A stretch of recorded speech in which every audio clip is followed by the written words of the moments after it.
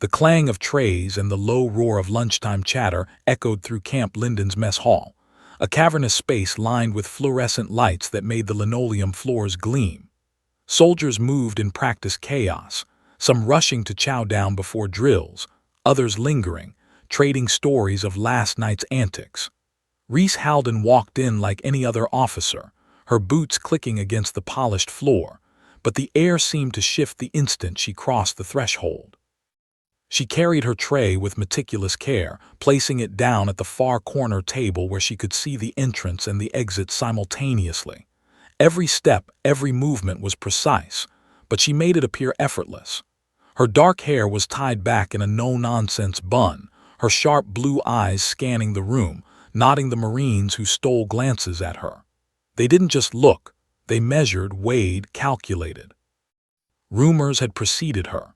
The Navy officer who never spoke more than necessary, who carried herself with a quiet, unsettling authority, who refused to conform to the petty hierarchies of base life. "She thinks she's better than everyone," whispered a private as Reese passed by. "She doesn't talk to anyone," another added. "She's hiding something," a corporal muttered with a smirk. Reese's jaw tightened imperceptibly, her mind cataloging every whispered insult. She ignored them, focusing on the tray in her hands. Inwardly, she sighed. This was the same story every time she arrived at a new base, the same tension she had learned to anticipate. The Navy and the Marines had always had their unspoken boundaries, and she had a way of crossing them just by existing. Then they arrived. 3 Marines, large and imposing, rose from a table near the center of the mess hall. Their presence was impossible to ignore. Corporal Dax Harlan, the leader, was a mountain of a man with a reputation for intimidation. His jaw was set like a block of granite, his eyes sharp and calculating, and the other 2, Private First Class Rook and Sergeant Mills, followed with synchronized menace. Their boots clapped on the floor, each step a countdown to confrontation. Reese felt a flicker of irritation but not fear. She sat at the table and deliberately avoided eye contact, keeping her movements calm, controlled. She placed her tray on the table, fork hovering just above her meal, her mind already running through contingencies, exit strategies, and non-lethal takedown options. She had been in tighter spots than this, situations where death felt inevitable, and yet precision, training, and patience allowed her to survive. Harlan approached first, leaning down so his face was close to hers. "You think you can walk around here like you're untouchable?" His voice carried across the mess hall, forcing several soldiers to pause mid-bite. Reese didn't flinch. "I'm trying to eat," she said softly, eyes still focused on her plate. Harlan's lips curled into a mocking smile. "Oh, you'll talk, because if you don't start showing some respect, we'll ruin your life." The mess hall went quiet. Conversations died mid-sentence. Soldiers stopped moving, watching, almost afraid to breathe. No one expected this confrontation, and no one knew what Reese Halden was truly capable of. She lifted her eyes slowly, meeting Harlan's glare with unwavering calm. Her expression was neutral, almost serene, but the air around her felt charged, like the calm before a storm. There was a subtle tightening in her shoulders, a barely noticeable shift in stance, but it was enough to betray a fraction of what she could do. In that moment, she was no longer just an officer eating lunch, she was a predator, a force to be reckoned with.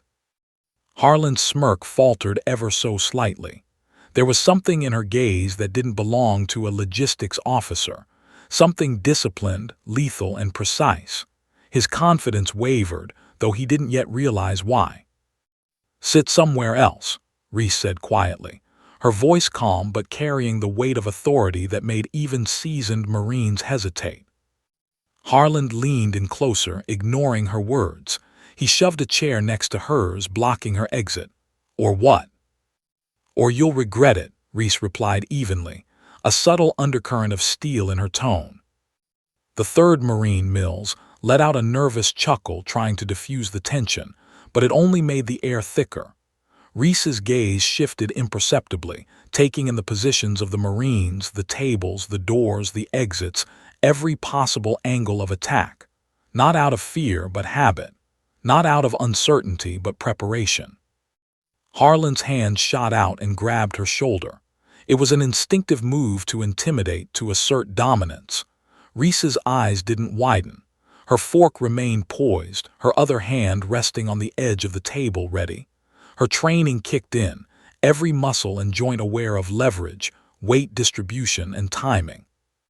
"I'm warning you," she whispered. Harlan laughed, a deep, arrogant sound that echoed in the hall. "Lady, you have no idea who you're dealing with."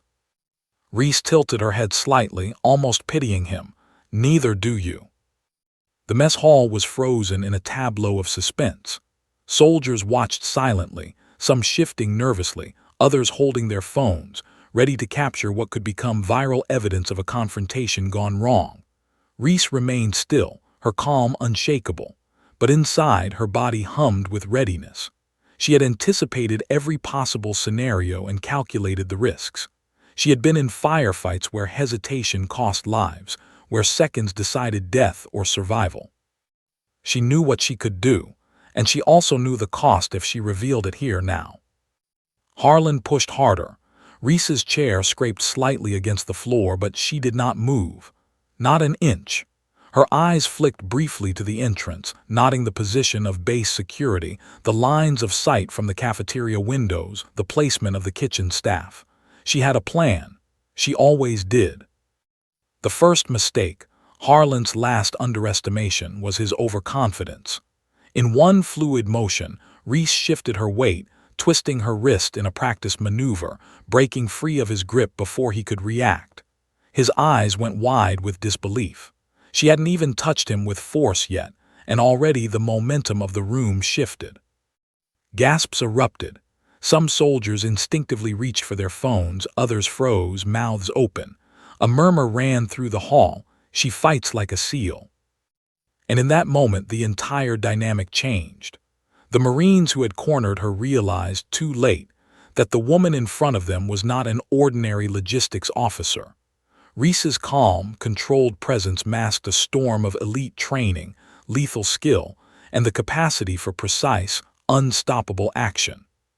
She stepped back, disengaging completely from Harlan, and raised her hand slightly, not in surrender, but to signal that the confrontation was over if he chose to leave. The tension in the room was palpable. Soldiers and Marines alike sensed that the next moment could explode into violence, but also that it wouldn't be reckless. Reese did not act without calculation. The murmur grew. Whispers ran like wildfire across the mess hall. "Is that really?" "No, she can't be." "Yeah, she is. That's a seal." Harlan stumbled slightly backward, the smirk gone, replaced with a flicker of fear. He had faced rough situations before, but nothing like this. Reese's reputation, her aura, her eyes, they were all weapons in themselves. The room seemed to hold its breath, waiting for the next move, for someone to test the waters, for the storm to break. Reese turned her gaze back to her tray. She was not finished eating. She would not let them provoke her beyond control. But the message had been sent. The Marines' threats had failed, and the balance of power had shifted silently, invisibly, yet unmistakably. The mess hall remained silent for a beat too long, the ordinary lunchtime cacophony replaced by the tension of a battlefield in microcosm. Everyone knew, even if they didn't fully understand why, that this woman was someone you didn't provoke. Someone who could turn the simplest lunch confrontation into an unthinkable nightmare for those who underestimated her. And just as Reese took her first bite again, Harlan's voice broke through, sharp and incredulous. You're a seal." Reese didn't respond. She didn't need to. Her eyes alone carried the weight of the unspoken truth, and the Marines realized in that suspended moment that they had awakened something they would regret challenging. From the corner of the room, someone whispered, "This isn't just lunch anymore." The mess hall had gone silent, and in the silence a storm waited. Because the Marines had no idea what they had just unleashed, the mess hall was still vibrating with a tense, almost electric energy. Soldiers around Reese whispered and shifted, their eyes darting back and forth between her and the three Marines who had cornered her. It was as if the cafeteria had transformed from a mundane lunchroom into a stage for a deadly chess match. Harland, Rook, and Mills now knew, without a doubt, that Reese Halden was not just a Navy officer. They were staring down someone trained to kill and survive. Harland's jaw tightened, a dangerous glint in his eyes. "You think that little stunt of yours in the mess hall changes anything?" His voice carried the weight of anger, but beneath it was the unmistakable tremor of disbelief. He was used to intimidation working, to people crumbling under force. Reese didn't even flinch. "I'm warning you," she said again, calm, precise, like a metronome keeping time in the chaos of the room. Her voice was soft, almost gentle, but it carried an unspoken edge, a lethal promise that froze the marrow in their bones. The room had gone silent. Phones were half raised, soldiers frozen mid-chew, and the faint hum of the ventilation system seemed amplified in the tense stillness. Everyone could feel it. The balance had shifted. Harlan's hand shot out to grab her shoulder again, a reflexive act to regain dominance, but Reese had anticipated it. She didn't flinch, she didn't recoil. Instead, she twisted her wrist just enough, using his own momentum against him. Harlan's hand slipped from her shoulder as if it had been nothing more than water. He stumbled, cursing under his breath, his surprise turning quickly into rage. Rook stepped forward, bigger than most Marines Reese had faced, trying to recover the situation. "She can't, this isn't fair." Reese's eyes flicked to him, calculating angles, noting weight distribution, stance, and leverage. Every step, every gesture had already been memorized and analyzed in the seconds it took him to move. She didn't panic. Panic was for amateurs. Instead, she prepared, letting her body coil like a spring. "Back off," she said, her voice low now, a subtle warning that carried the weight of command. Rook hesitated, sensing the tension, but Mills stepped in. "You don't scare us, Halden. You're just some officer playing tough." Before he could finish, Reese moved. It was subtle, almost imperceptible. A slight pivot of her hips, a shift in her center of gravity, and she intercepted Mills' movement. Her hand landed on his chest, a controlled strike that pushed him backward just enough to destabilize him without causing permanent harm. His eyes widened as he realized he had been moved effortlessly. The mess hall gasped collectively. The hum of whispers turned into sharp, startled exclamations. "What the hell? Is she? No way!" Harland, seeing his comrades falter, clenched his fists. He stepped toward Reese, trying to reassert control. "You're going to regret this." Reese didn't move backward. Her stance was perfect, her center grounded, her eyes locked on him. "You've had your warning," she said, calm, precise. "Walk away." Harland laughed, but it was brittle, forced. "Or what?" A beat of silence. Then Reese did something she normally avoided. She allowed a fraction of herself to show. Not weakness, but capability. She leaned forward, close enough that he could feel the heat of her calm intensity, the precision in her presence. Every muscle in her body was ready. She wasn't just prepared to defend herself. She was prepared to control every outcome. In a flash, Reese shifted her weight, pivoted, and swept Harland's arm aside with a movement so fluid it looked rehearsed. He stumbled back into a table, sending trays clattering to the floor. Food scattered across the linoleum in slow-motion chaos.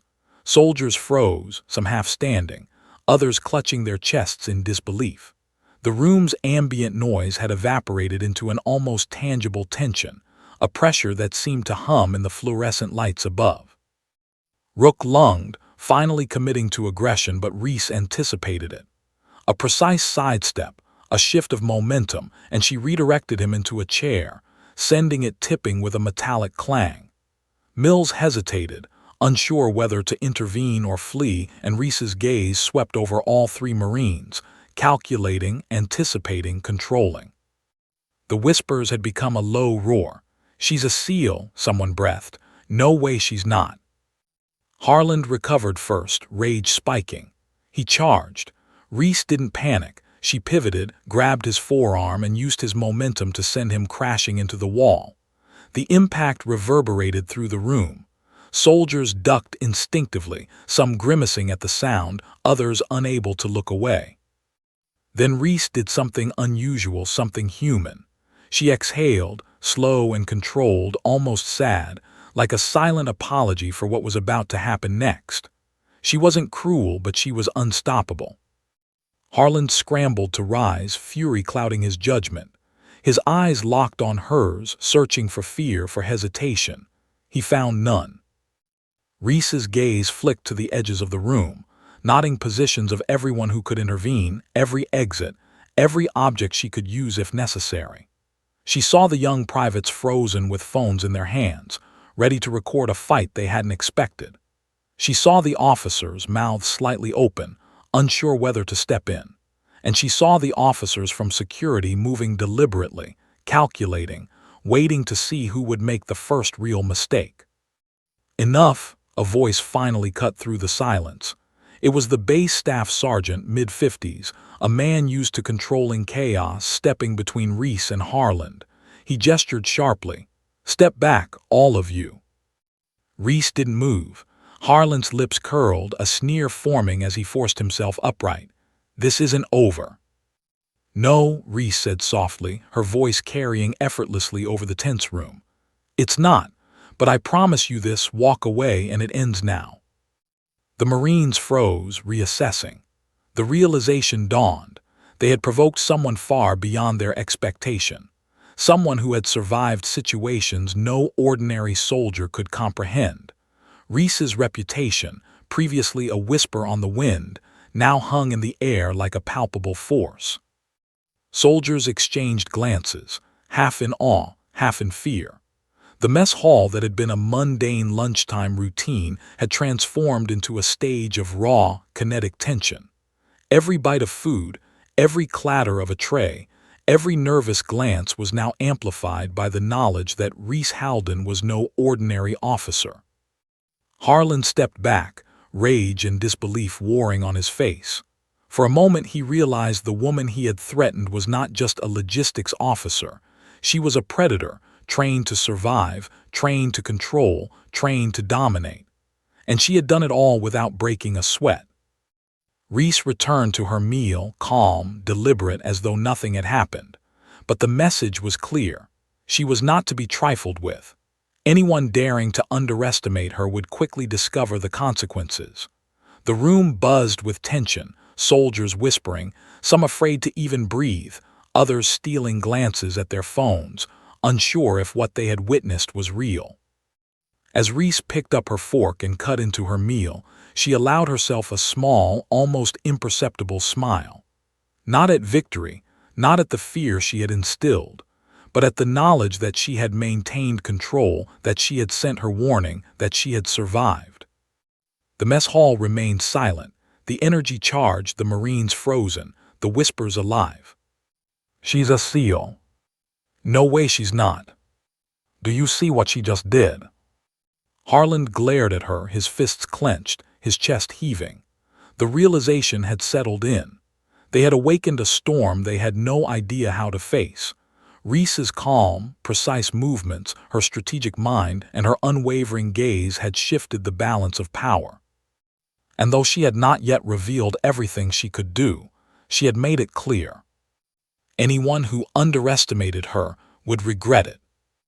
The mess hall went back to a tense, awkward rhythm, but Reese knew that the ripple effect of this confrontation would follow her long after the meal was over. And deep down, she knew it wasn't over, not by a long shot.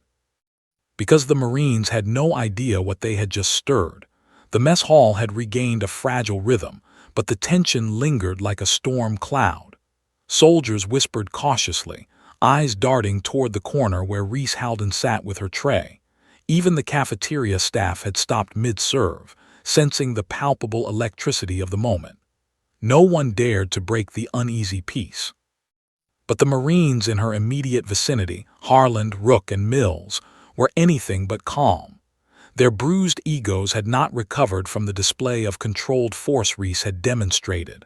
Harlan's hands trembled slightly, more from fury than fear, as he muttered under his breath, She's unreal." Reese continued eating, deliberately slow, her fork slicing through her meal like a blade through silk. Every glance she cast was precise, every movement calculated. She didn't raise her voice, she didn't flinch, she didn't give an ounce of fear. The room had begun to realize what few knew. The woman in front of them was capable of extraordinary violence, and she didn't need to raise her voice to prove it. Then came the second mistake. Harlan, swelling with frustration and stubborn pride, moved closer, closing the gap between them. He leaned down, inches from her face, trying to assert dominance. "I said, you'll regret this," he hissed. Reese's calm didn't falter. Her eyes scanned the room, assessing the angles, the obstacles, the escape paths, and the potential improvised weapons. In her mind, a sequence of movements unfolded like a well-rehearsed drill, each step planned in milliseconds. She saw the pattern of Harlan's weight shift, noted the tension in his shoulder, and predicted his next move before he even made it. "You've already had your warning," she said softly, her tone smooth as polished steel. "Step back, now." Harlan ignored her. He shoved her shoulder hard. The mess hall gasped collectively. Soldiers froze mid-chew, mid-sentence, as the subtle sound of metal scraping against the floor added tension to the air. Reese's hand twitched slightly, not in panic but in readiness. Then in one fluid, devastating movement, Reese acted. She twisted her wrist sharply, pivoting her core with precision. Harlan's grip slipped from her shoulder, and before he could react, she shifted her weight, placing him off balance. He stumbled backward, crashing into a table. Trays toppled, utensils clanged, and a cascade of spilled food painted the linoleum in vivid chaos. The room seemed to slow, every soldier's attention fixed on the woman who had just moved with impossible speed and control. Rook and Mills moved instinctively, trying to recover the situation. Reese's gaze flicked to them, assessing, calculating. Their aggression made them predictable. With a subtle step to the side and a lean of her shoulders, she redirected Rook into a nearby chair. He hit it with a clang, wobbling unsteadily. Mills hesitated, uncertainty flickering across his face. Reese's breath remained steady, her body coiled but relaxed, a paradox of lethal grace. She wasn't panicked, she wasn't angry, she was in her element. Every movement was deliberate, every glance conveyed authority. The room seemed to hold its collective breath. Then Harlan recovered, fury blazing in his eyes. "You think that little stunt proves anything?" he barked. Reese didn't answer immediately. Instead, she scanned the room once more. Soldiers were frozen in a mixture of awe and fear.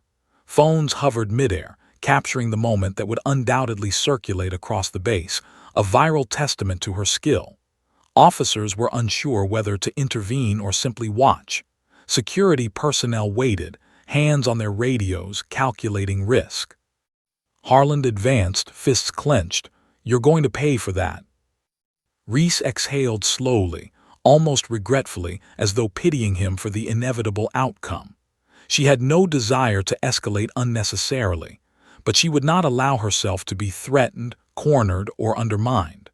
Her training, her experience, her survival instincts, all of it was poised and ready. The first real strike was deceptively simple. She pivoted on her heel, sidestepping Harlan's lunge, and guided his momentum into a table with controlled force. The impact reverberated through the floor, sending a shockwave of metal and plastic crashing outward. Soldiers ducked instinctively, others froze, and the mess hall seemed to vibrate with tension. Before he could recover, Reese shifted again, intercepting Rook's approach. A palm strike to the sternum, precise and controlled, sent him staggering backward. The movements were fast, almost invisible to the untrained eye, but devastating in effect. Each action demonstrated not just physical strength but a calculated understanding of leverage, balance, and human anatomy. Whispers rippled through the mess hall. She's a SEAL." "No way." "Look at her control." Harlan's face twisted with rage and disbelief. He had underestimated her, and now every instinct screamed that he had made a grave mistake. But stubborn pride refused to yield. He surged forward again, bigger, faster, angrier. Reese pivoted, grabbing his forearm with controlled strength and redirecting his momentum. Harland collided with a chair and then into the wall, the impact echoing loudly. The room fell completely silent. No one dared speak. No one moved. Even the cafeteria staff paused, frozen mid-step. Then Reese made a decision that would forever alter the perception of her on the base. She didn't finish with aggression. She didn't humiliate. Instead, she allowed the Marines to see her restraint. She exhaled, a soft, steady breath, and her eyes swept over the trio, taking in the awe, the fear, the disbelief. "You've been warned," she said quietly, almost sadly. "Leave now and this ends without further incident." Harland staggered to his feet, fists shaking, lips pressed into a tight line. He opened his mouth to argue, to threaten, but nothing came out. He realized with dawning horror that this woman, this officer who had been underestimated, was not someone to toy with. Rook and Mills hesitated, glancing at each other. Even their bravado faltered. Reese's controlled dominance left no room for miscalculation. Any aggressive move would be met with immediate and precise counteraction. In that moment, the room collectively acknowledged something profound. Reese Halden was no ordinary Navy officer. She had walked into a room filled with ego and aggression, and dismantled it with silent, calculated authority. Soldiers whispered among themselves, awe creeping into their voices. "She's a SEAL. Unreal. Do you see that control?" Harland's smirk had vanished. His confidence shattered.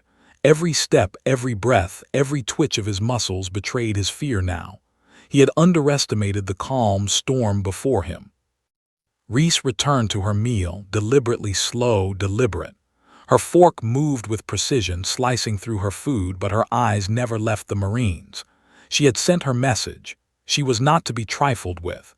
She had demonstrated her skill, her control, her awareness, and yet she had shown restraint. She was not cruel. She was lethal only when necessary.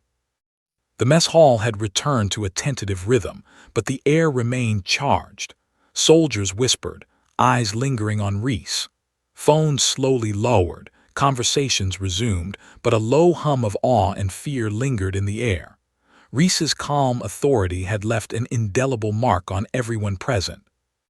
Even Harland, bruised in ego and body, understood the truth now. He had provoked someone beyond his understanding, and the ramifications of underestimating Reese Halden would echo far beyond the walls of the mess hall.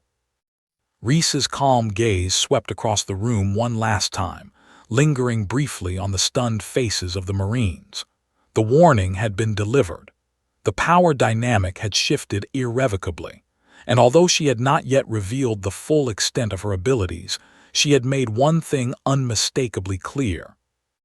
Anyone who tried to cross her, underestimate her, or threaten her would face consequences they could not possibly anticipate. The mess hall returned to its normal pace, the clanging of trays and low chatter resuming, but Reese knew this was only the beginning. She had made an impression, one that would ripple across the base and mark her as someone both respected and feared. And deep down, she knew it wouldn't be long before someone tried again, unaware of the storm they had awakened. Because the Marines had no idea what they had just provoked, and Reese Halden was just getting started, the tension from the mess hall had followed Reese like a shadow as she walked down the sterile corridors of Camp Linden. Soldiers and officers gave her space, their footsteps falling silent when she passed.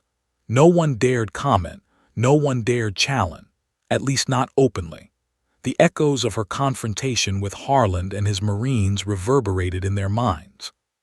Stories of her skill were already beginning to circulate, whispers like wildfire spreading from table to table, office to office.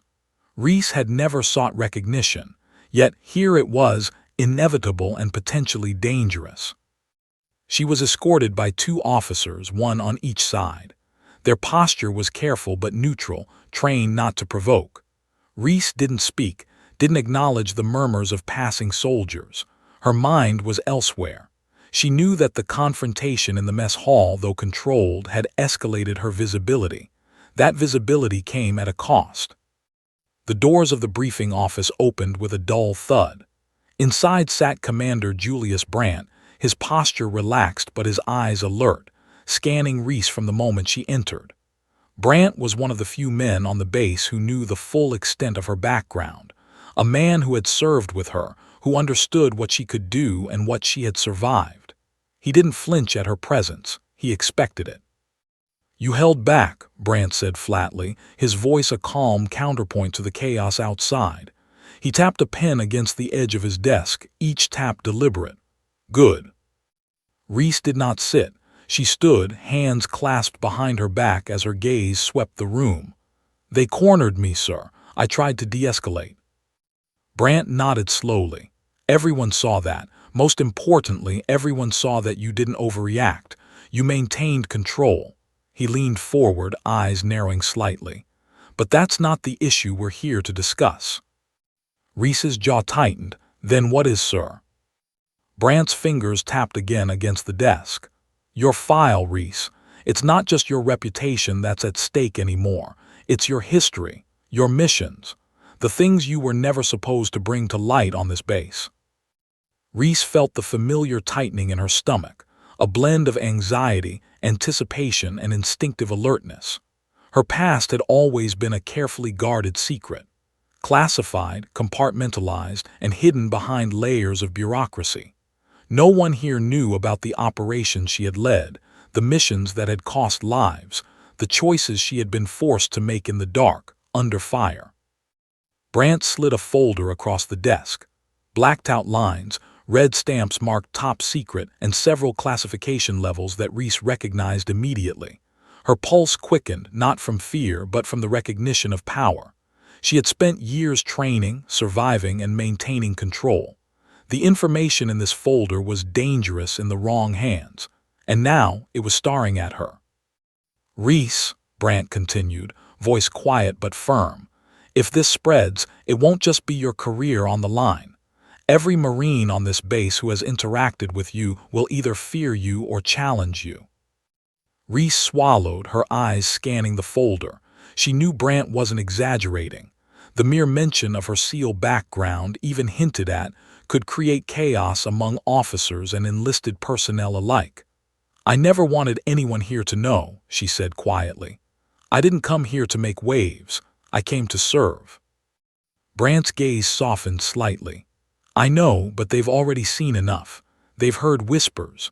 And now someone has filed a report against you. Not a complaint about attitude or protocol, an official assault report." Reese froze. Her mind raced. A report could trigger an investigation. If details leaked, it could expose her missions, her team members, even covert operations she had been a part of. The stakes were suddenly much higher than she had anticipated. "They say you assaulted 3 Marines," Brandt said, his tone clipped but calm. "Harlan's report, submitted this morning. You defending yourself doesn't matter. They say you initiated the confrontation." Reese's chest tightened. "Sir, I only defended myself." "I know," Brandt replied, "but that doesn't change the fact that this report now exists. Someone wants this to escalate, someone with influence, and unfortunately they already have Maddox's attention." The name hit her like a hammer. Colonel Maddox, a man known for his rigid authority, his hatred for anyone who challenged him, and his ability to destroy careers with a few words. Reese's stomach sank. Maddox wasn't just an obstacle, he was a threat. A man who would see her punished simply because she had defied his unspoken control over the base. Brandt leaned back in his chair, exhaling slowly. "Tomorrow, Reese, you will meet with Maddox, and he already believes Harlan's version of events." Reese's mind raced. The confrontation in the mess hall had been visible, dramatic, undeniable, but Maddox didn't need evidence. He had authority, and authority could override truth. Her instincts screamed that this meeting could escalate beyond words. "You need to prepare," Brandt said. "Maddox doesn't just dislike you. He fears you. But more than that, someone higher up wants you gone. And if they use Maddox to do it, this base will see you as the problem. Reese swallowed, her hands tightening at her sides. She had faced life-and-death situations overseas, under fire, in freezing mountains and deserts. But this was different. This was politics, ego, and betrayal wrapped in authority. She could handle combat, but maneuvering through bureaucracy with enemies watching her every move was a delicate battle. Brant slid the folder closer. Reese, inside this folder is everything they think they need to control you. Classified operations, missions, identities. Everything you've worked to protect. If this investigation proceeds, it won't just compromise you. It will compromise your entire team. Reese's pulse spiked. She had lived in shadows for years, hiding missions, protecting teammates, and maintaining a delicate balance of secrecy. Now, someone wanted to expose her. Someone wanted to use the bureaucracy to destroy everything she had built. Her gaze hardened. "Sir, I can handle this," she said, voice steady. "I've faced worse than a colonel with an ego." Brant's expression softened, but concern remained. "I know you can, Reese, but remember this. Once this escalates, nothing is off limits. Maddox is cunning, ruthless. He won't stop until he either breaks you or removes you from the equation entirely. And once that file is out, there's no going back." Reese nodded, swallowing the knot in her throat. "Understood, sir." Brant leaned forward, voice dropping to a whisper. "You have to be careful. Harland isn't the real threat. Maddox is. But don't underestimate Harland's influence. And don't think this stops with them. Someone higher up has their eye on you." Reese's heart thudded. The situation had escalated beyond a simple confrontation. She wasn't just defending herself against a Marine's arrogance. She was navigating a minefield of power, politics, and secrecy. "And one more thing," Brant said, his tone deadly serious. "They've already begun documenting this. Cameras, reports, witnesses. Someone is building a case, and it's going straight up the chain of command. You don't have long to prepare." Reese clenched her jaw, the weight of responsibility pressing down on her. She wasn't just defending herself now. She was defending her team, her career, and the secrets that could get people killed if they fell into the wrong hands. She rose from the chair, calm, deliberate, her hand brushing against the folder. Every step she took was measured, precise. She knew that the next hours would determine the outcome. One wrong move, one misstep, and the consequences could be catastrophic. Brant's eyes followed her. "Reese, remember, no one here can help you. Trust your instincts, trust what you know. And whatever you do, don't let them provoke you into revealing more than you must." Reese nodded, understanding fully. Her mind raced through every scenario, every contingency. She was no stranger to danger, but this was different, more insidious, more personal. The stakes had shifted from physical confrontation to the hidden battlefield of authority, influence, and secrets. As she left Brant's office, the folder tucked safely under her arm, the reality of the situation hit her. The mess hall confrontation was just the beginning. Harland's report, Maddox's attention, and the shadowy figures maneuvering behind the scenes meant that Reese was walking into a trap carefully laid and meticulously planned. Her pulse steadied. Her breath remained calm. Her steps were measured.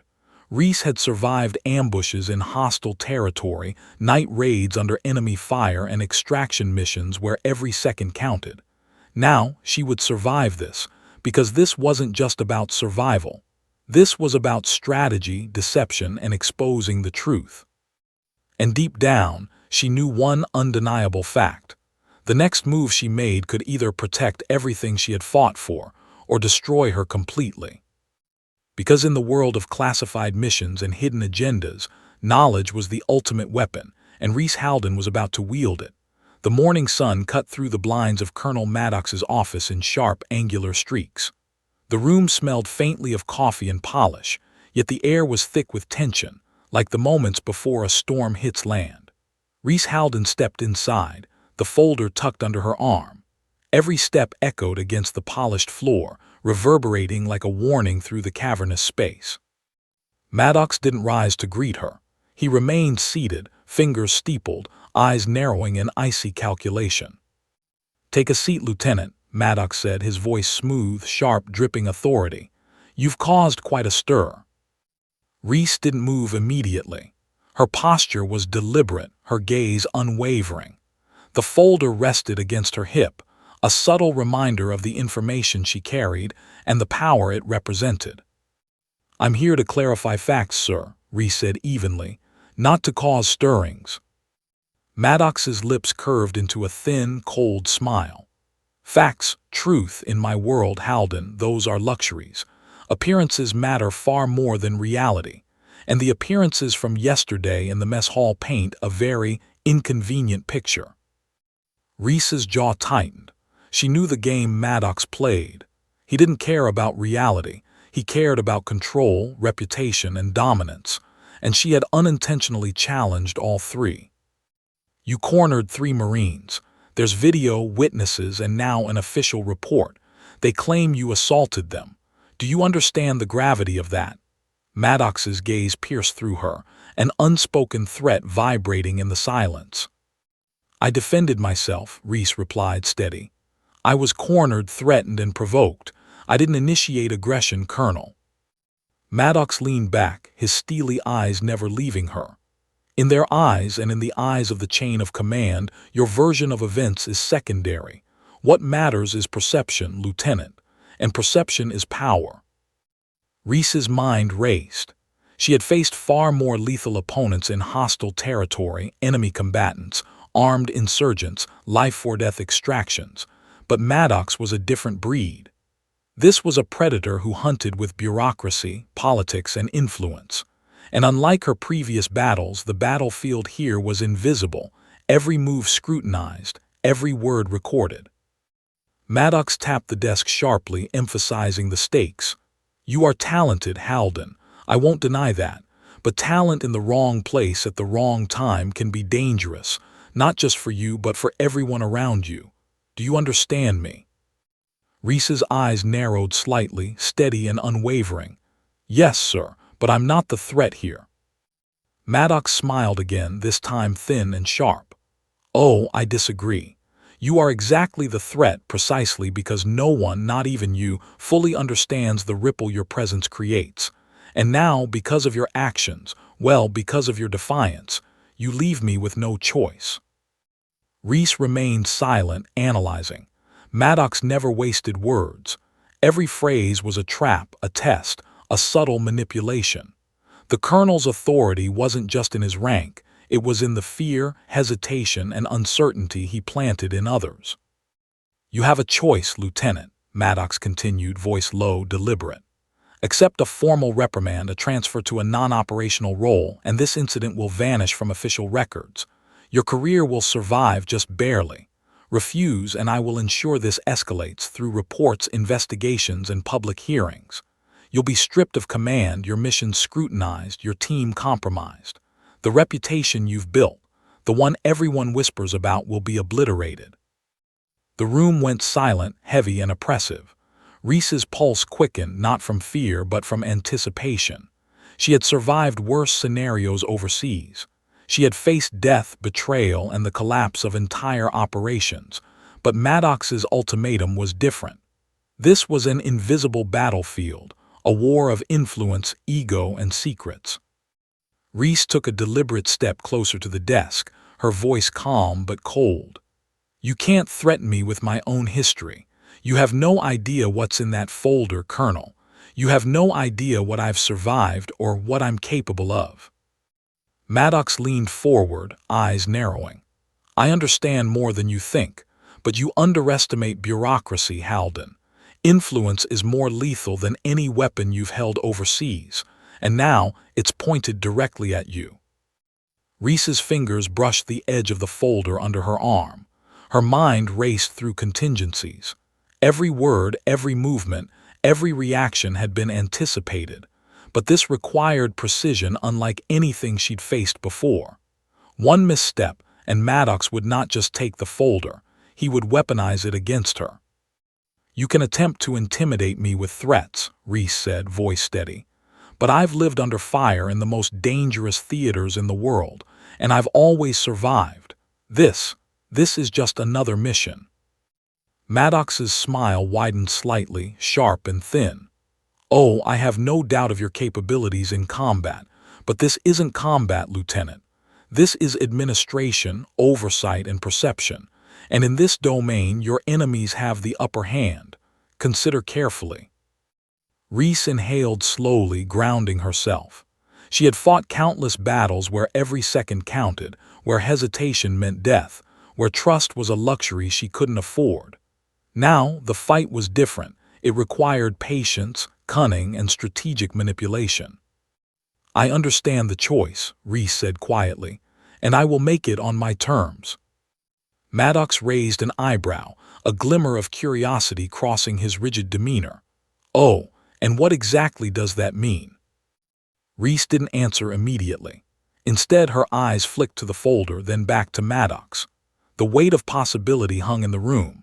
Every officer present, every soldier who had witnessed the confrontation, even the shadows of the building itself, seemed to pause. Reese's mind was calculating, anticipating the next moves. She had survived ambushes, infiltrations, and betrayals in enemy territory. But now, she had to navigate the treacherous battlefield of authority without exposing her full hand. Maddox leaned back, smirking slightly. "I expected defiance. You've never been subtle, have you?" Reese's eyes hardened. "Subtlety doesn't survive when the stakes are life and death, Colonel. And make no mistake, my survival and the survival of those I protect is always my top priority." The tension in the room was nearly tangible. Maddox's authority hung over her like a blade, but Reese's calm, controlled demeanor countered it like a shield. Neither moved, yet both measured every gesture, every breath, every flicker of emotion. Finally, Maddox spoke, his voice low and lethal. "Tomorrow we'll convene a hearing. The chain of command will review the mess hall incident. Witnesses will speak. Video footage will be analyzed. And I will present my assessment. You can prepare all you want, Lieutenant, but make no mistake, the system is against you." Reese nodded subtly, a faint smirk ghosting across her lips, barely perceptible but deliberate. She had survived against worse odds. She had navigated hostile territory with limited resources, compromised teams, and enemies armed with superior firepower. Maddox was not an enemy she would underestimate, but he was not insurmountable. "As I said," Reese murmured, her voice soft but unyielding, "I will make my choice on my terms." Maddox leaned back, steepling his fingers again, an inscrutable expression masking a spark of calculation. He didn't fully understand her capabilities, but he sensed, vaguely, the storm he had provoked. Reese turned, her boots clicking against the polished floor. Every step was deliberate, controlled, measured. Outside the office, the base continued its routine. Soldiers training, officers patrolling, the mundane rhythm of military life. Yet beneath the surface, a silent storm was brewing, one that would erupt with irreversible consequences. Reese's mind raced. The hearing was just the beginning. Maddox was the visible obstacle, but someone higher up had already set the gears in motion. She had to anticipate, plan, and execute with precision. Every word she would speak, every piece of evidence she would reveal or conceal, would determine not just her survival, but the survival of her team and the secrecy of her missions. As she stepped into the corridor, the folder secure under her arm, Reese felt the familiar thrill of strategic engagement. This was a battlefield of another kind, but she was ready. She had survived far worse than the threats of a single colonel, and she would survive this. Because Reese Halden had never been someone to back down. Not from bullets, not from betrayal, not from authority. And she certainly wasn't about to start now. The large, sterile room smelled faintly of polished wood and bureaucracy. Rows of chairs faced a long, imposing table at the front where Colonel Maddox sat flanked by senior officers, their expressions sharp and calculating. The entire base had been quietly buzzing about Reese Halden's confrontation in the mess hall. Rumors, whispers, and speculation had spread like wildfire, and now, for the first time, it was official, an inquiry into the assault that had become the talk of Camp Linden.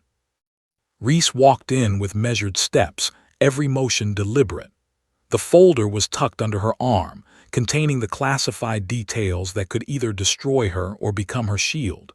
She kept her head high, gaze steady, as the murmurs in the room gradually died. All eyes were on her now: officers, enlisted personnel, even a few civilian staff who had been called to observe. Maddox's icy gaze followed her as she approached the table. "Lieutenant Halden," he said smoothly, his voice carrying across the room, "take a seat." Reese's eyes scanned him briefly, nodding the subtle cues, his posture, the tilt of his head, the faint twitch of his left eyebrow. Maddox was confident but not infallible. She allowed herself a small, imperceptible nod and lowered herself into the chair across from him. "Before we begin," Maddox continued, "I want to remind everyone that this hearing is about facts, not perception. Lieutenant Halden is accused of assaulting 3 Marines, Harland, Rook, and Mills, during an incident in the mess hall yesterday. We will hear testimony, examine evidence, and reach a conclusion based on these factors." The first witness, Harland, rose from his chair, shoulders squared, chest puffed in an attempt to radiate authority. "Colonel, ladies and gentlemen," he began, voice loud but tense, "I was cornered in the mess hall by Lieutenant Halden. She—" Reese interrupted, calm and precise, "Colonel, if I may." Maddox's eyes flicked to her. "Proceed, Lieutenant." "I was not the aggressor," Reese said, her tone steady and unyielding. "I was approached and cornered by these Marines. At no point did I initiate any attack. My actions were purely defensive, aimed at maintaining personal safety and de-escalating the situation." A murmur spread through the room. Reese's calm demeanor contrasted sharply with Harland's increasingly defensive posture. He hesitated, his confidence faltering under the scrutiny of witnesses and the sharp clarity in her voice. The inquiry continued. Each witness testified, offering fragmented, contradictory accounts of the incident. Soldiers who had recorded video on their phones were called forward. Reese listened, nodding subtly as each account reinforced her narrative without revealing any classified information. Every piece of evidence was carefully integrated into her strategy. She was meticulous, prepared, and several steps ahead of Maddox and the Marines. When it was finally her turn to provide her full statement, Reese rose. She opened the folder, flipping through carefully redacted pages that presented only what was necessary for the inquiry. Her eyes met Maddox, unwavering. "Colonel, ladies and gentlemen," she began, voice steady, "what occurred in the mess hall yesterday was a situation of self-defense. I was cornered, provoked, and faced with individuals attempting to assert dominance through intimidation. My response was controlled, proportional, and intended to de-escalate the conflict. No unnecessary force was used, and at no point did I act with malice or aggression beyond what was necessary for my safety." Her words were precise, surgical, leaving no room for misinterpretation. She projected authority, control, and calm, qualities that subtly began to undermine Maddox's attempt to portray her as a threat. The room listened, rapt, as her logic, clarity, and composure contrasted sharply with the anger, defensiveness, and ego-driven testimony of the Marines. Maddox leaned forward slightly, fingers steepled. "Lieutenant, are you suggesting that the Marines' perception of threat is irrelevant?" Reese's eyes locked with his. "No, Colonel, perception is always important, but facts matter more. The video evidence, witness accounts, and physical evidence all corroborate that I acted defensively. Perception may distort reality, but it cannot change the truth." A subtle ripple of acknowledgement spread through the audience. Even some officers who had leaned toward Maddox's position began to exchange glances. Reese's methodical clarity was turning the tide, not through aggression, but through controlled presence, undeniable logic and calm authority. Harlan shifted uncomfortably in his seat, the bravado fading. He had expected intimidation to work, and now he realized he was the one appearing defensive, cornered, and unprepared. Rook and Mills fidgeted slightly, uncertainty creeping into their faces. Reese continued, laying out the sequence of events with exacting detail, emphasizing restraint, measured action, and the intent to de-escalate. She never raised her voice, never displayed aggression beyond what was necessary. Her demeanor alone conveyed competence, control, and authority, a silent assertion that she was not to be trifled with. As she spoke, Maddox's steely composure began to crack ever so slightly. He had expected fear, uncertainty, and submission. Instead, he faced calm, calculated precision, a woman who was not just capable of handling herself, but of managing the entire room without aggression. Then came the subtle masterstroke. Reese produced a small, discreet piece of evidence, a medical report from one of the Marines, showing minor injuries inconsistent with their claims of assault. She presented it without fanfare, letting the data speak for itself. The room reacted instantly. Murmurs rippled through the audience. Maddox's eyes flicked to the report, his jaw tightening imperceptibly. "You see, Colonel," Reese said softly, "the evidence does not support the narrative of aggressive assault. It supports a defensive response to provocation. My actions were measured, controlled, and intentional, and while perception may differ, facts remain." Maddox's fingers drummed on the desk. His influence was formidable, but here, in the face of undeniable evidence, his usual tools of intimidation had limited effect. He realized that Reese was not merely defending herself. She was subtly turning the situation to her advantage, controlling the narrative with precision, and demonstrating authority that could not be dismissed. The inquiry continued, but Reese maintained dominance through poise, evidence, and strategic timing. Every answer she gave reinforced her position, subtly exposing the flaws in the Marines' testimony without ever appearing confrontational. Officers who had arrived skeptical now exchanged glances, the weight of logic and calm authority shifting opinion. Finally, Maddox leaned back, his expression inscrutable but tight. "Lieutenant Halden," he said carefully, "your defense is thorough.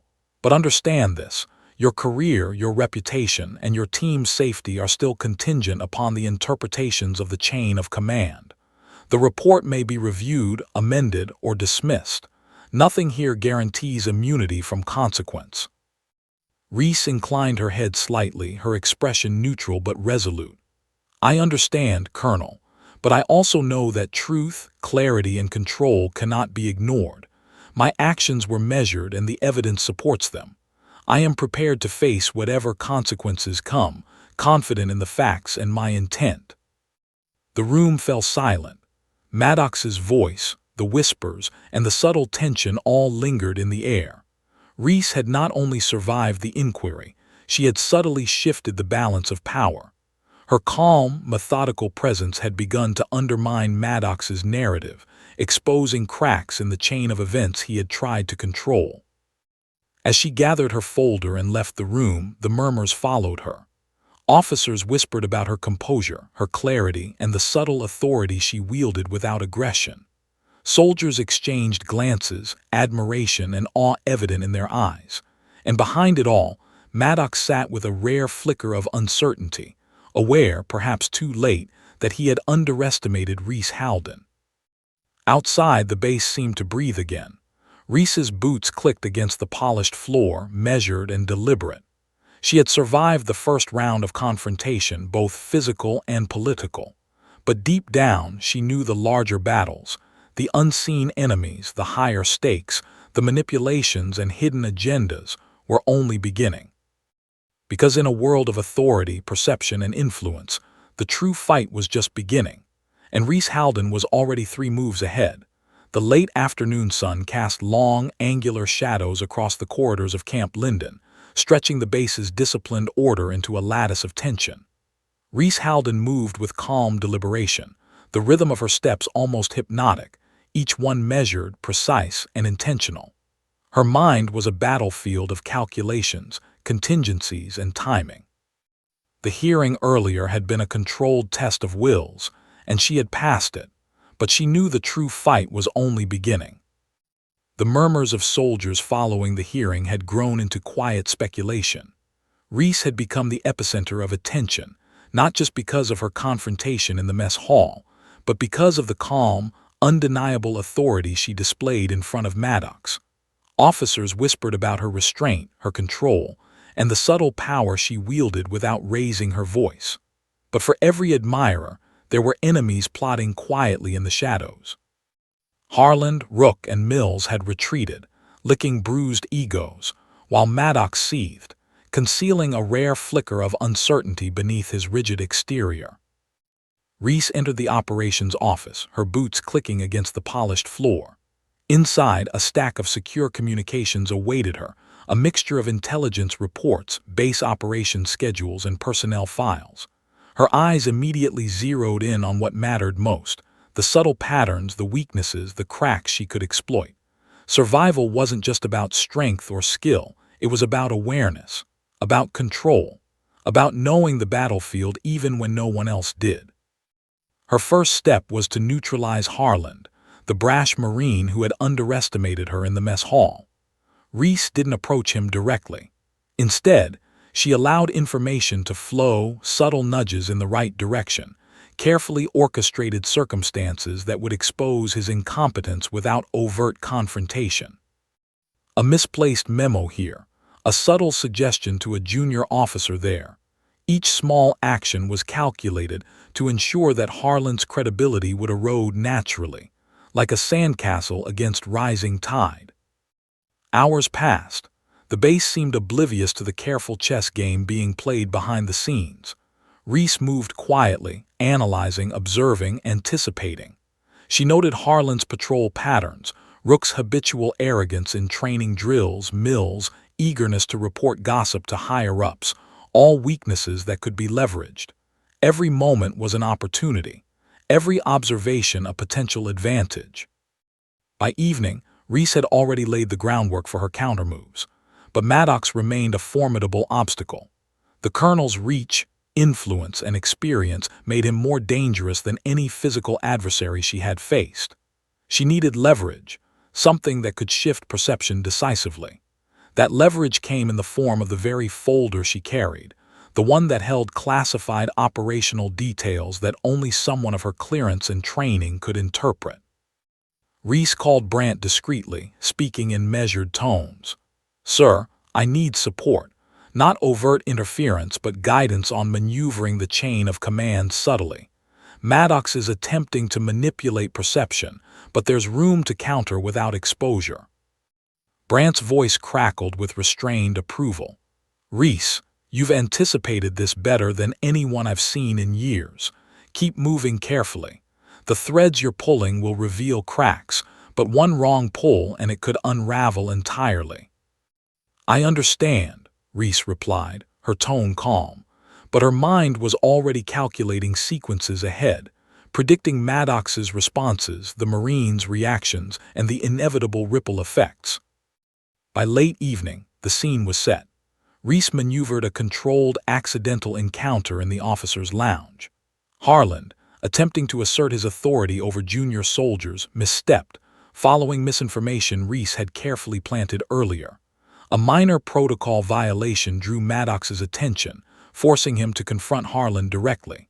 The exchange was subtle but revealing. Harland's arrogance clashed with his incompetence, exposing the cracks in his authority for all who observed.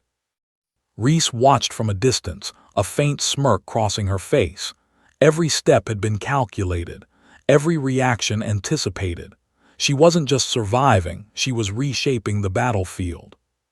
The next morning, the final phase began. Maddox, furious but outwardly composed, convened another meeting, this time to review the operational consequences of the mess hall incident and the Marines' performance under scrutiny. Reese arrived, calm, collected, and ready. She knew that Maddox would attempt to regain control, to assert dominance through intimidation, but she was prepared. The meeting started tensely. Maddox opened with a sharp recounting of the incident, framing it in terms of protocol violations and authority challenges. He intended to corner Reese to force an admission of guilt or error, but Reese's presence shifted the energy in the room. She spoke clearly, methodically, countering each point with facts, procedural knowledge, and subtle evidence of the Marines' missteps. Each rebuttal was delivered without aggression, yet it carried undeniable authority. "You're focusing on perception, Colonel," Reese said, voice calm but cutting, while ignoring the facts. "The Marines involved acted recklessly, both in their approach and in the escalation. I responded proportionally and with restraint, ensuring no unnecessary harm was caused. Protocol requires both action and discretion that was lacking in their conduct." Maddox's jaw tightened, realizing that he was losing the room. Several senior officers exchanged glances, their unease growing. Reese's control of the narrative was subtle, almost invisible, but undeniable. She wasn't just defending herself. She was reshaping the perception of authority, highlighting competence and composure over arrogance and ego. Harland, Rook, and Mills fidgeted visibly. Their earlier confidence eroded under Reese's calm authority. Maddox attempted to interrupt, to reassert dominance, but Reese anticipated his moves. She remained poised, responding strategically without appearing confrontational, and slowly, subtly, the room began to lean toward her perspective. By the time the meeting concluded, the outcome was unmistakable. Reese had not only survived Maddox's attempt to undermine her, but she had also turned the situation to her advantage. Harlan's credibility was weakened, the Marines' narrative discredited, and Maddox was forced to reconsider his position carefully. As Reese left the room, the weight of the base's attention followed her. Soldiers whispered in awe, officers exchanged cautious glances, and even Maddox sat behind his desk, his expression a mixture of irritation and grudging respect. The tide had shifted. Reese knew the final battle was near. Maddox's influence, the Marines' resentment, and the hidden agendas of higher command still loomed. But she had achieved a crucial victory. She had proven, without a single overt act of aggression, that she was not to be underestimated. Her intelligence, strategy, and calm authority had outmaneuvered them all. That night, as she reviewed the events, Reese allowed herself a brief moment of reflection. She had survived hostile environments, ambushes, and missions where every decision could mean life or death. Yet, navigating the battlefield of bureaucracy, perception, and hidden agendas had required a different skill set: patience, strategy, and control. And she had mastered it. Tomorrow would bring the final confrontation, the moment where Maddox, Harland, and the others would realize that underestimating Reese Halden had been a catastrophic error. The storm was approaching, and she would be ready. Because Reese Halden didn't just survive challenges. She dominated them, silently, precisely, and without mercy when necessary. And those who had thought themselves in control would soon discover that the real force at Camp Linden was not authority, rank, or ego. It was Reese herself. And the storm she had unleashed was only just beginning. The morning at Camp Linden carried a tense hush, as if the entire base had sensed the approaching storm. Soldiers moved quietly through the corridors, officers whispered behind closed doors, and even the usual hum of machinery and distant training exercises seemed muted. Everyone knew something was about to happen, but no one could predict the magnitude of what was coming. Reese Halden stepped into the briefing room, her posture unyielding, boots clicking with precise rhythm against the polished floor. The folder with the classified details remained secure under her arm, a silent promise of the leverage she could wield if necessary. But today, her strength wasn't just in what she carried. It was in who she was, composed, strategic, and untouchable in authority and skill. Colonel Maddox was already seated, flanked by senior officers, his usual icy demeanor in place, but with a subtle edge of tension that only a few could detect. Behind him, Harland, Rook, and Mills fidgeted nervously, their earlier arrogance completely dissolved under the weight of anticipation. Every eye in the room was on Reese, measuring, judging. But for once, the tension favored her. "Lieutenant Halden," Maddox began, voice steady but sharp, "this is the final review of the mess hall incident. Your actions, your conduct, and the aftermath will be assessed. Speak carefully. One misstep, one failure to adhere to protocol, and this could escalate beyond repair." Reese nodded subtly, voice calm and deliberate. "Understood, Colonel." The room was filled with observers, all tasked with documenting the hearing and recording testimony. Maddox motioned for Harlan to recount his version of events. Harlan hesitated, then spoke, recounting the confrontation in exaggerated detail, framing himself as the victim and Reese as the aggressor. Reese listened quietly, eyes scanning every subtle gesture, every flicker of expression. She noted the inconsistencies in Harlan's story, small exaggerations, contradictions in timeline, and a subtle arrogance that had previously been his greatest shield. Each flaw would become a key leverage point, carefully, subtly, devastatingly. When it was her turn, Reese rose. She moved with measured precision, calm and unflinching. The silence in the room intensified as her presence filled the space, commanding attention without a single raised voice. "Colonel, officers, and witnesses," Reese began, her tone firm but controlled. "The events in the mess hall yesterday were a case of provocation and self-defense. I was cornered, threatened, and faced with individuals attempting to assert dominance through intimidation. My response was proportionate, controlled, and intended to de-escalate the situation. No unnecessary force was applied. Facts, evidence, and witness statements corroborate this sequence." She opened the folder and pulled out the medical report of the Marines involved, presenting it with deliberate care. "As you can see," she continued, "the injuries sustained are minor and inconsistent with claims of assault. This supports my testimony and demonstrates restraint and discipline under pressure." The murmurs began. Officers leaned forward, exchanging glances. Even Maddox's eyes flickered with unease. Reese's precision had dismantled the narrative he had attempted to construct. But Reese didn't stop there. She introduced subtle evidence of mismanagement and protocol violations by Harlan, Rook, and Mills. Minor, seemingly incidental incidents that, when connected, painted a portrait of recklessness and incompetence. Each revelation was delivered with calm authority, allowing the facts to speak for themselves while maintaining her credibility and composure. Maddox's jaw tightened. He had expected a defensive posture, fear, uncertainty, but Reese exuded control and authority that could not be undermined. She was not just defending herself, she was strategically reshaping perception. The Marines shifted uncomfortably, their previous confidence eroding in real time.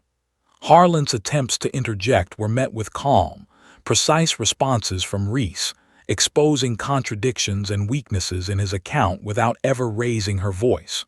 Rook and Mills fidgeted, realizing the momentum had shifted. Reese's strategy was subtle but devastating.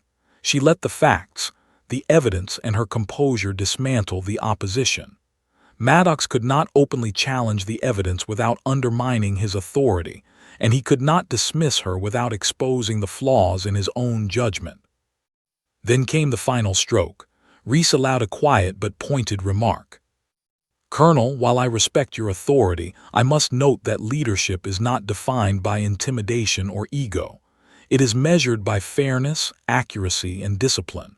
I acted to protect myself and maintain order, not to challenge authority. The facts support this, and I trust the chain of command will recognize it." The room fell silent. Maddox's expression hardened, a mix of irritation and respect flickering across his face. He realized subtly but unmistakably that he had been outmaneuvered.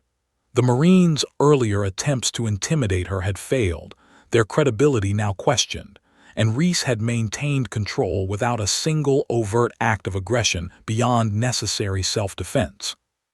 Senior officers whispered among themselves, some nodding slightly. Maddox cleared his throat, his composure returning, but the subtle shift in the room was undeniable. He could no longer manipulate the narrative without risking exposure. Finally, after careful deliberation, Maddox spoke. "Lieutenant Halden, your conduct, evidence, and testimony have been reviewed. While this incident was regrettable, it is clear that your actions were measured, controlled, and justified. The complaint will be dismissed, and no further action will be taken." The room exhaled collectively. Reese allowed herself a small, subtle nod, her calm authority intact. She had not only survived the hearing but had turned it into a strategic victory, exposing weaknesses in the Marines and forcing Maddox to acknowledge her competence and control. Harland, Rook, and Mills slouched in their chairs, silent, defeated. Maddox's gaze lingered on Reese, a mixture of frustration, respect, and unspoken acknowledgement that he had underestimated her. The balance of power had shifted irreversibly. As Reese left the room, officers and soldiers whispered in awe. The news spread quickly across the base. Reese Halden had faced authority, intimidation, and egos, and emerged unscathed, commanding respect through skill, strategy, and unshakable composure. Outside, the sun cast long shadows across the base. Reese paused for a moment, looking toward the horizon. The storm had broken, but the battlefield remained ever-present, subtle, invisible, and ongoing. Her victory was complete, but she knew that vigilance was the price of authority, and respect was earned not once, but continuously. Reese walked with measured steps, the folder still secure under her arm, her presence commanding, composed, and unstoppable. She had faced not just physical threats but political maneuvering, ego-driven intimidation, and hidden agendas, and she had dominated every challenge. For the Marines, Maddox, and the entire base, the lesson was clear: underestimate Reese Halden at your peril. She was a force beyond rank, beyond protocol, beyond perception. Lethal when necessary, strategic at all times, and unshakably controlled. And as the base returned to its routine, whispers and glances following her every move, Reese knew one truth. She had not only survived the storm, she had become the storm itself. Because Reese Halden wasn't just a Navy SEAL. She was a master of every battlefield, visible or hidden, and the echoes of her authority would resonate long after the doors closed, the reports filed, and the base returned to its fragile calm.